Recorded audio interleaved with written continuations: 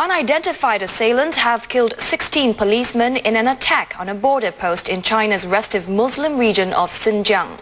State media Xinhua News says the attackers drove up to the post at Kashgar and threw 2 grenades. The attack also wounded 16 members of the Border Patrol Armed Police Division.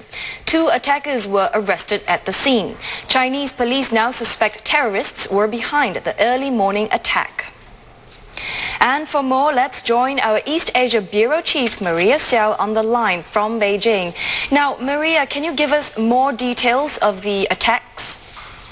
Well, what we have heard here from the information in Beijing is that the incident happened at 8 in the morning and involved border guards who were conducting a routine morning drill or morning exercise.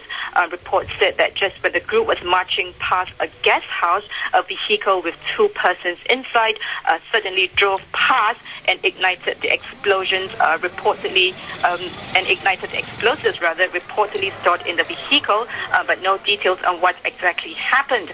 Reports also said that 60 people had been injured and that the 2 assailants responsible for the explosion were arrested and investigations are now underway.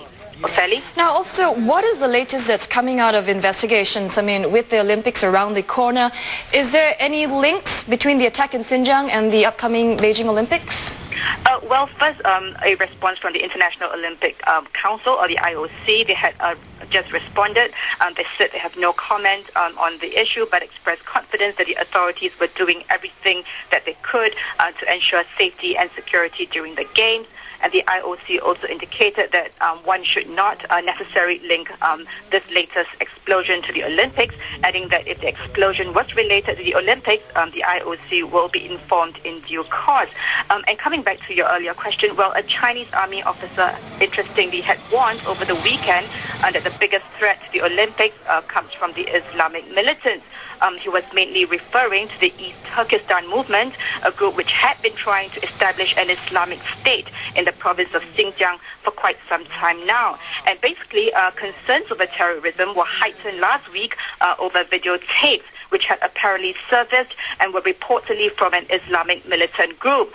This group had claimed responsibility for 4 explosions recently, including the bus bombing in Kunming, which had claimed the lives of 2 and injured another 14. And of course, the reactions from ordinary Chinese had been very swift and very robust.